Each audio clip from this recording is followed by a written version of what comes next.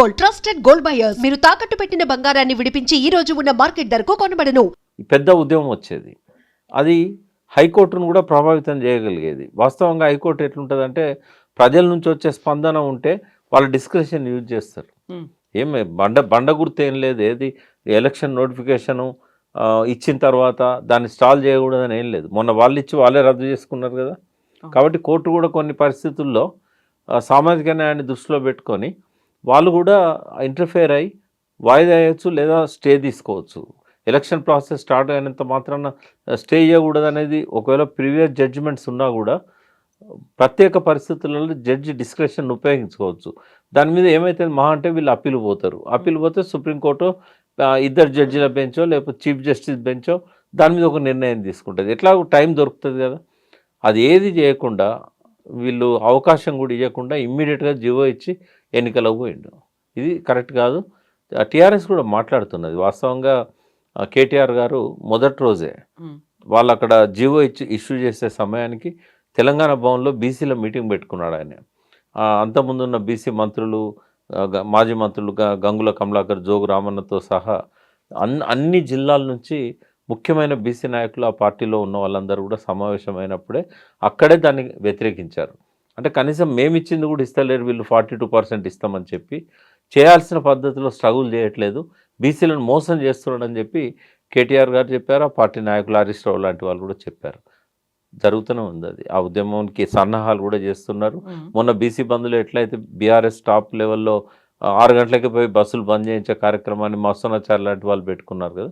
అదే పద్ధతిలో ఈ ఇష్యూ మీద కూడా బీసీలను కదిలించడానికి బీఆర్ఎస్ సిద్ధంగా ఉంటుంది. కాకపోతే బీఆర్ఎస్ మీద విమర్శలు అనేవి వస్తున్నాయి, కాంగ్రెస్ మీద అయితే ఎలా అయితే వస్తున్నాయో. పర్టికులర్గా దీక్షా దివస్ మీద పెట్టినటువంటి ఫోకస్ బీసీల మీద పెట్టలేదు అనేది. అంటే ఇప్పుడు ఏమైందంటే ఇది ఎవ్రీ ఇయర్ 29th నవంబర్ వస్తూ ఉంటుంది. అయితే ఇది ముందే ప్రిపేర్ అయి ఉంటారు. ఇది 21, 22 తారీఖుల నుంచే 29 మీటింగ్ ఎట్లా చేయాలి, ఈయన జీవో ఇవ్వడానికంటే 4-5 రోజుల ముందే ప్రోగ్రామ్స్ అనౌన్స్ చేశారు వాళ్ళు. అన్ని జిల్లాల్లో కూడా అనౌన్స్ చేశారు. నన్ను 5 రోజుల కింద పిలిచారు భువనగిరికి స్పీకర్గా రావాలని చెప్పి. అంటే అట్లా వాళ్ళ ఏర్పాట్లన్నీ వాళ్ళకు ఉన్నాయి. రేపు ఒక్కరోజు మాత్రం వాళ్ళు ఈ అన్ని దిక్కుల మీటింగ్లలో మాట్లాడేటప్పుడు డెఫినెట్గా బీసీల ఇష్యూ కూడా తీస్తారు. దాన్ని ఏమి ఇగ్నోర్ చేయరు, దాన్ని పక్కదారి పట్టియారు. అయితే దీన్ని మార్చడానికి లేదు కదా, పోస్ట్పోన్ చేయడానికి ఉండదు. ఎందుకంటే కేసీఆర్ గారు నిరాదీక్ష చేసిన ఇది అన్నట్టు.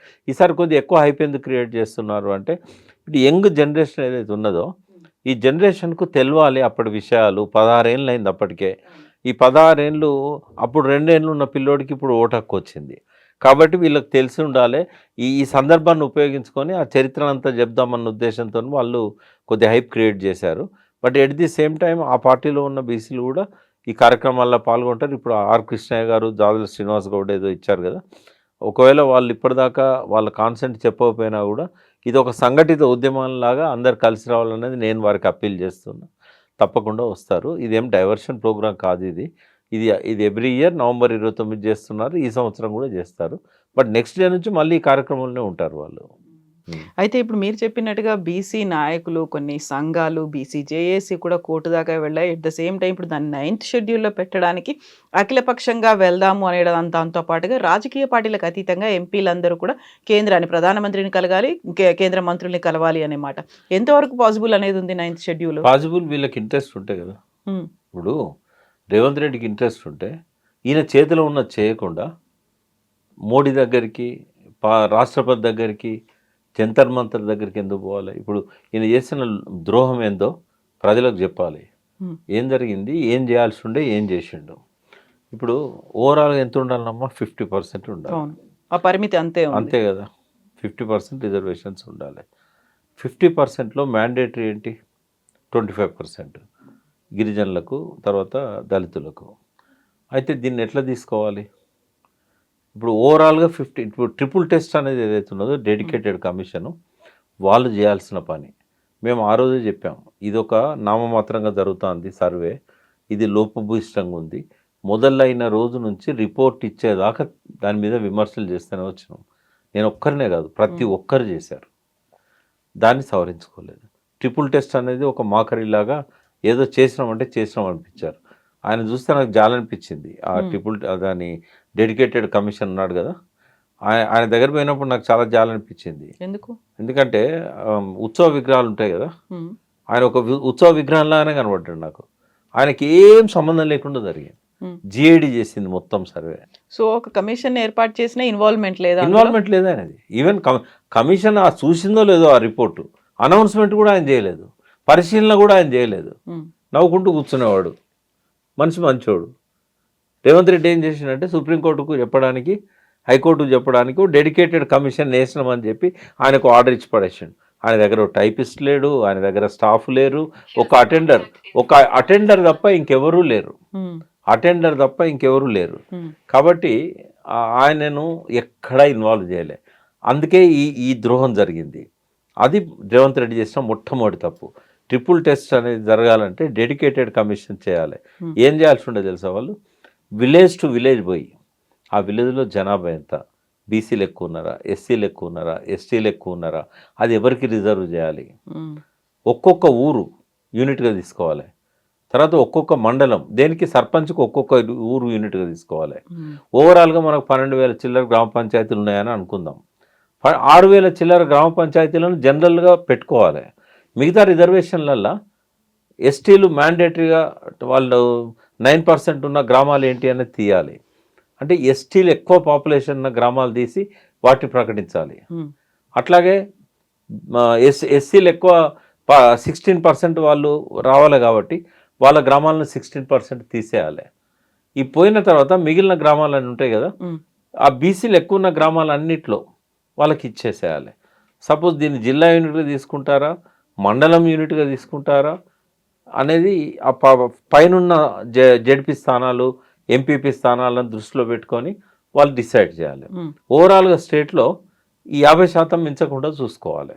అప్పుడు ఏమవుతుందంటే, ఒక విలేజ్ ఎగ్జాంపుల్ ఇస్తా. ఒక విలేజ్లో ఎస్టీలు 2 కుటుంబాలు ఉన్నాయి. అవును, కే సముద్రం దగ్గర 6 ఉన్నారు. ఎలిజిబుల్ ఓటర్స్ 6 ఉన్నారు. ఉమ్, వాళ్ళకు గ్రామ పంచాయతీ సర్పంచ్ రిజర్వ్ చేశారు, అవును. పైనుంచి వాళ్ళకు మిగతా స్థానాలు కూడా రిజర్వ్ అయినాయి. ఇప్పుడు ఏజెన్సీలలో ఎట్లాగో వాళ్ళ రిజర్వ్ అవుతున్నాయి కదా, స్టేట్ వైడ్గా తీసుకోవాల్సి వచ్చినప్పుడు వాళ్ళ రిజర్వేషన్ వాళ్ళకి ఏజెన్సీలలో వచ్చింది కదా, మళ్ళీ గ్రామాలలో ఎందుకు తీసుకోవాలి? నిజంగానే ఎక్కడైనా బాగా ఎస్టీలు ఉన్న లంబాడి తండాలు ఇట్లాంటివి ఉన్నాయి, అవి కూడా వాళ్ళకి ఇచ్చేయచ్చు. ఇంకా ఎస్టీ రిజర్వేషన్ వేరే గ్రామాలలో చేయాల్సిన అవసరం లేదు. ఎక్కడైతే 10 కుటుంబాలు 5 కుటుంబాలను అక్కడ చేయాల్సిన అవసరం లేదు. వీళ్ళు చూపెట్టేటప్పుడు ఏం చేయాలంటే, మేము ఓవరాల్గా పర్సంటేజ్ వాళ్ళకి ఇచ్చాం, ఓవరాల్గా పర్సంటేజ్ ఎస్సీలకు ఇచ్చాం అన్నప్పుడు ఏమవుతుందంటే, ఉదాహరణకు ఒక గ్రామంలో ఎక్కువ మంది వీళ్ళు ఉంటారు, బీసీలు ఉంటారు. ఓ 4 కుటుంబాలు ఎస్సీలే ఉంటాయి అనుకుందాం, 10 కుటుంబాలు ఉంటాయి అనుకుందాం, ఎస్టీలే ఒక 2-3 కుటుంబాలు ఉంటాయని అనుకుందాం. అది మ్యాండేటరీగా బీసీ కేటాయించాలి. అది కేటాయించి ఓవరాల్గా చూడాలి. అన్ని జిల్లాల రిపోర్ట్లు తెప్పించుకొని రిజర్వేషన్ పరిమితిలో ఉన్నామా మనం, లేదా బీసీలకు ఎస్సీలకు ఎస్టీలకు ఇచ్చినాయి 50% దాటినాయా చూడాలి. 50% దాటినప్పుడు ఎవరి కట్ చేస్తారు? బీసీలే కట్ చేస్తారు. ఈ ఎస్సీలే ఎస్టీలే అట్లే ఉంచాల్సి వస్తుంది. అట్లా చేసుకుంటూ పోతే ఏమైందంటే, ఇప్పుడు మా జిల్లా పరిషత్ టెరిటరీ మెంబర్ ఉన్నాడు, మొత్తం మండలానికి ఒక్కడే ఉంటాడు. మండల్ ప్రెసిడెంట్ ఉన్నాడు, మొత్తం మండలానికి ఒక్కడే ఉంటాడు. ఎంపీటీసీల దగ్గరికి వచ్చేసరికి 2 గ్రామాలలో తీయాల్సి వస్తుంది ఈ లెక్క. తీసినప్పుడు అక్కడ జనాభా దామాషా ప్రకారంగా వాళ్ళకి రిజర్వ్ చేయాలి, చేసి ఓవరాల్గా టాలీ చేయాలి. టాలీ చేసినప్పుడు ఎక్కువనైతే తక్కువ బీసీ జనాభా ఉండి వాళ్ళకి రిజర్వ్ అయిందో దాన్ని మనం తీసేయాలి, జనరల్ చేయాలి. ఎందుకంటే జనరల్లో 45 వచ్చింది, ఇంకా 5% తక్కువ అవుతుంది. తీసేయాల్సింది ఓన్లీ బీసీల నుంచే, ఎస్సీల ఎస్టీల తీసేయడానికి లేదు. ఇట్లా కనుక చేస్తే మధ్యప్రదేశ్లో 2021లో అట్లే చేశారు. చేసి ఓవరాల్గా టాలీ చేశారు. చేస్తే 14% ఉన్న బీసీలది 34% వచ్చింది. ఇక్కడ కూడా వచ్చేది ఈజీగా, ఇంకొక 5 to 10% పెరిగేది బీసీల రిజర్వేషన్. ఇది చేసేది ఎవరమ్మా? ముఖ్యమంత్రి ఆదేశాలతోని డెడికేటెడ్ కమిషన్ చేయాలి. దీన్ని సుప్రీంకోర్టుకు, హైకోర్టుకు సబ్మిట్ చేయాలి. ఈ ప్రకారంగా మేము మాకున్న పరిమితిలో 50% రిజర్వేషన్ దాటకుండా మేము గ్రామాలలో అడ్జస్ట్ చేసినామంటే ఎవరు కోర్టు పోయినా కూడా స్టే రాదు. ఇది చేయొచ్చు కదా. ఎందుకని ఇది చేయడానికి అక్కడ సలహా ఇవ్వడానికి ఎవరు లేరంటారా, లేకుంటే నిపుణుల కొరత అక్కడ కనిపించింది? మీరే చూశారు, జస్టిస్ ఈశ్వరయ్య గారి కంటే గొప్ప వ్యక్తి ఎవరు ఉన్నారు? నేషనల్ బీసీ కమిషన్ చైర్మన్గా పనిచేశాడు, హైకోర్టు చీఫ్ జస్టిస్గా పనిచేశాడు. ఆయన ఎన్నిసార్లు కలిశాడు రేవంత్ రెడ్డిని? ఆయన కలిసినప్పుడు అందరిని అధికారులను పిలిచి మీటింగ్ పెట్టి చెప్పాడు. చిరంజీవులు గారు ఎన్నిసార్లు కలిశారు, జాజుల శ్రీనివాస్ ఎన్నిసార్లు, నారాయణ గారిని ఎన్నిసార్లు పంపించారు రిపోర్ట్. ఆయన ప్రిన్సిపల్ సెక్రటరీ ఉన్నాడు కాబట్టి ఆయన కొన్ని లిమిటేషన్స్ ఉంటాయి. బట్ మధ్యప్రదేశ్ది ఒక బేస్గా తీసుకోమని చెప్పి ఎన్నిసార్లు పంపించాడు. ప్రతి పార్టీకి ఇచ్చాడు ఆయన. మహేష్ గౌడ్ గారికి ఇచ్చారు. ఇష్టం లేదమ్మా రేవంత్ రెడ్డికి. ప్రతి మినిస్టర్కు తెలిసి ఇట్లా చేస్తే బీసీలకు ఎక్కువ వస్తాయని, అయినా కూడా ఇవ్వలేదు ఆయన. ఇప్పుడు కవిత గతంలో సెలబ్రేట్ చేసుకున్నారు, ఈ రోజు మళ్ళీ తను రైలు రోకో అనేది చేశారు. ఆ తర్వాత తీన్మార్ మల్లన్న కూడా, జాజుల, వీళ్ళందరూ కూడా ఆల్మోస్ట్ ఒక సపోర్ట్ అనేది వచ్చింది, అభినందనలు, వెల్కమ్ చేశారు, ఇవన్నీ అయ్యాయి. ఈ రోజు తీన్మార్ మల్లన్న ఇంకో మాట కూడా అన్నారు, రెడ్లకు బీసీలకు విడాకులు అయిపోయాయి అనే ఒక ఆ మాట కూడా ఆయన అన్నాడు. సో ఇప్పుడు అంతా అపోజ్ అనేది కనిపిస్తోంది, ఆందోళనలు ఉన్నాయి, నిరసనలు కనిపిస్తున్నాయి. ఏం జరుగుతుందని మీరు అనుకుంటున్నారు? ఇది రెడ్లందరూ చెప్తే అయిందానమ్మా. నేను అనేది ఒక్క క్యాస్ట్ని ఎప్పుడు టార్గెట్ చేయకూడదు. ఏ రెడ్డి చెప్పిండమ్మా? ఇది రేవంత్ రెడ్డి కావాలని చేసింది, రెచ్చగొట్టడానికి చేస్తున్నాడు ఆయన. ఆయనకు ఆయన పబ్బం గడిచింది. ఆయన సీఎం కావాలనుకున్నాడు, పోలరైజ్ చేసుకున్నాడు, సీఎం అయిండు. మనసు ఒప్పది బీసీలను డెవలప్ చేయడానికి, ఎవరికి ఒప్పది. ఈ అప్పర్ క్యాస్ట్లో ఉన్న టాప్ పొలిటీషియన్స్ ఎవరైతే ఉంటారో వాళ్ళని మనం టార్గెట్ చేద్దాం. వాళ్ళు ఎన్నటికీ బీసీలను ఎదగనియరు. ఇంత మంచి అవకాశం వచ్చింది. కొన్ని వేల గ్రామాలల్లో బీసీలను సర్పంచులుగా చేసే అవకాశం వచ్చినా కూడా వాళ్ళ అవకాశం ఇవ్వలేదు. కొన్ని వందల గ్రామాలల్లో ఎంపీటీసీలను మండలాధ్యక్షులను చేసే, జిల్లా పరిషత్ సభ్యులను చేసే అవకాశం వచ్చినా కూడా ఇవ్వలేదు. ఇప్పుడు ఓవరాల్గా చూస్తే ఎంత అవుతుంది తెలుసా? నీ గ్రామాల వారీగా చూస్తే 60-70% మించుతారు రెడ్లు, వెల్మలు, వాళ్ళకు సంబంధించిన అప్పర్ క్యాస్ట్ వాళ్ళు. అంటే ఇది వాళ్ళ రాజ్యం అనేది మరొకసారి ఆయన రుజువు చేసుకున్నాడు.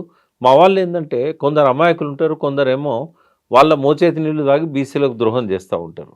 ఇవన్నీ నయవంచనలు, దొంగ మాటలే తప్ప ఈ రేవంత్ రెడ్డికి పూలాభిషేకం, పాలాభిషేకం ఇదంతా ఏంటంటే ఆయన మెప్పు కోసం చేసుకున్నారు. అది కవిత కావచ్చు, అది జాజుల శ్రీనివాస్ కావచ్చు. వాళ్ళకి ఎన్నడూ కూడా ఈ భ్రమల్లో ఎందుకు లోనైందంటే వాళ్ళే సమాధానం చెప్పాలి. మేము పక్క చెప్తూనే ఉన్నాం, ఇది మోసము, ఇది ద్రోహము, మీరు ఎందుకు వాళ్ళకు జోకుతున్నారు, మీరు వాళ్ళకి ఎందుకు పూలాభిషేకం చేస్తున్నారు, ఈయన చెప్పే ఈ గిల్లులు ఏవి పనిచేయవు. ఆయన మోడీ దగ్గర పోయి, రాష్ట్రపతి దగ్గర పోయి వాళ్ళ మీద ఒత్తిడి తెస్తే తప్ప ఇది కాదు అని చెప్తుంటే కూడా నిన్నటిదాకా వాళ్ళ పల్లకి మోసారు. ఇప్పుడు పాడేగడుతున్నారు. ఏం ఉపయోగం? వాళ్ళ క్యారెక్టర్ అసాసినేషన్ అయింది కదా. సరే, పశ్చాత్తాపాన్ని మించింది ఏది లేదు, మీరు తప్పు చేస్తే చేశారు. ఇప్పుడు బీసీలకు నాయకత్వం వహించండి. పెద్ద ఉద్యమాన్ని నిర్మించడానికి ఒక అస్త్రాన్ని ఇచ్చాడు రేవంత్ రెడ్డి. ఇవాళ సర్పంచ్ అయినా, ఎంపీటీసీ అయినా రాజ్యాధికారం రాకపోవచ్చు మనకు, కానీ నీ దారిలో నువ్వు పరిగెత్తడానికి కావాల్సిన ఫ్యూయల్ ఇచ్చాడు ఆయన. నీ బీసీలో ఉద్యమాన్ని ఆర్గనైజ్ చేయడానికి ఇంతకంటే అస్త్రం ఏముంటుంది? సరే, చిరంజీవి గారి మదర్ ఏదో చనిపోయినట్టుంది, ఆయన ఈ 11 రోజులు బయటికి రాకపోవచ్చు, నిన్ననే తెలిసింది నాకు. సో మిగతా నాయకులంతా ఈశ్వరయ్య గారిని ముందు పెట్టుకొని ఎట్లా మోసం చేశాడు అనేది మీడియా ద్వారా కానీ, పబ్లిక్లో కానీ డైరెక్ట్గా వెళ్ళి ఉద్యమాన్ని నిర్మించడానికి ఇంతకంటే బెస్ట్ వెపన్ అనేది ఎన్నడూ రాలేదు బీసీలకు. దీన్ని అన్ని పార్టీలు కూడా, అన్ని పార్టీలలో ఉన్న బీసీలు ఉపయోగించుకోవాలి. బీసీ సంఘాలు ప్రత్యేకంగా నాయకత్వం వహించాలి. అయితే ప్రత్యేకంగా నాయకత్వం వహించాలి అనుకుంటే లీడర్లు అయితే చాలా మంది ఉన్నారు, వాళ్ళందరూ ఒకే గొడుగు కిందికి వస్తారా, ఏకదాటి మీద ఉంటారా, ఒక్క నాయకత్వంలో పనిచేయడానికి సిద్ధంగా ఉన్నారు? అంటే మొన్న బంద్ కాల్ ఇచ్చినప్పుడు అందరూ వచ్చారు కదా, ఇప్పుడు కూడా రావాలి. బట్ ఒక లీడర్ని ఎన్నుకోవాలి అంటే ఒక జేఏసీ అయితే ఏర్పాటు చేసిన, అలా కాకుండా అందరూ కలిసి ఉండాలి. డిఫరెంట్ గ్రూప్స్ ఇప్పటికి కూడా కనిపిస్తున్నాయి. అంటే ఇలా జేఏసీ బీసీలు అది ఉంది కదా, వాళ్ళు పెద్ద లీడర్ల, చిన్న లీడర్ల అని పక్కకు పెట్టి ఆ ఫోరం కింద అన్ని పార్టీలు మద్దతు ఇవ్వాలి. ఒక కాల్ ఇచ్చిందంటే అన్ని పార్టీలు దాన్ని బలపరచాలి. తెలంగాణ మూమెంట్ టైంలో అట్లా చేయాలి. అట్లా చేస్తే ఇప్పుడు కోదండరాం పెద్ద నాయకుడేం కాదు కదా, సింపుల్గా ఈ వాజ్ ఎ ప్రొఫెసర్, బట్ అన్ని పార్టీలు ఆయన లీడర్ని చేశాయి. అట్లనే ఇప్పుడు ఎవరో ఒక చిన్న నాయకుడు పిలిపించినా కూడా జేఏసీ పక్షాన జాజుల శ్రీనివాస్ ఇచ్చిన, ఆర్ కృష్ణ ఇచ్చిన, ఈయన బీజేపీ, ఈయన కాంగ్రెస్ ఇట్లా అనకుండా అందరూ వాళ్ళ నాయకత్వం కింద ఈ ఇష్యూ వరకు పనిచేయాలి, ఇష్యూ బేస్డ్. అయితే ఇక్కడ ఇన్హిబిషన్స్ ఏముంటాయంటే మా పార్టీ నాయకులు ఏమనుకుంటారో, రేపు మాకు గట్టిగా బీసీ వాయిస్ వినిపిస్తే నాకు టికెట్ ఇస్తారో ఇయ్యారో, ఇది మాత్రం అన్ని పార్టీలలో ఉంటుంది. ఇక తాడో పేడో తెలుసుకునే పరిస్థితి వస్తుంది. కాబట్టి మీరు బలంగా ఉంటే మిమ్మల్ని ఎవరు ఏం చేయలేరు. అదంతా వ్యక్తిగతంగా ఆలోచిస్తున్నారు. మీరు చెప్పినట్టుగా మొత్తం బీసీ కమ్యూనిటీకి సంబంధించి ఆలోచించాలి అంటే, ఇక్కడ వెనకడుగు వేస్తున్నారు, లేకపోతే అక్కడ వాళ్ళది వాళ్ళు వ్యక్తిగతంగా చూసుకునే ప్రయత్నాల్లో ఉన్నారు, లేదు అందరి కోసం పనిచేయాలి అనేటువంటి భావన ఇంకా ఎందుకు రాలేదు? ఇప్పటికే ఇన్ని దశాబ్దాలు గడిచిపోయినప్పటికి కూడా. టికెట్లు ఇచ్చేది ఎవరమ్మా? ఇప్పుడు ఏ పార్టీలో నన్ను బీసీ టికెట్ ఇస్తాడా? ఇప్పుడు రామచంద్రరావు ఉన్నాడు, నా మిత్రుడే, నేను మాట్లాడలేదు ఇప్పటిదాకా. బట్ ఆయన దగ్గరికి పోయి వచ్చిన వాళ్ళు నాతో చెప్పుకుంటాను వాళ్ళ బాధలు. వాళ్ళు ఎంపీలుగా ఎమ్మెల్యేలుగా పోటీ చేయడానికి అర్హత ఉన్న వాళ్ళు మీడియా స్పోక్స్ పర్సన్ ఏమంటే కూడా ఆయన ఇచ్చే పరిస్థితిలో లేడు, నా చేతిలో ఏమున్నది మీరు పై వాళ్ళకి చెప్పండి అంటున్నాడు. రబ్బర్ స్టాంప్ అధ్యక్షుడే కదా, వాయిస్ ఉండొచ్చు, మంచి మనిషి కావచ్చు, కానీ ఆయనకి వాళ్ళు పవర్ ఇవ్వలే కదా. అధ్యక్షుడు ఎవరున్నా అంతే. ఇప్పుడు టీఆర్ఎస్లో కేటీఆర్ఏ టికెట్లు ఇవ్వాలి, కేసీఆర్ ఇవ్వాలి.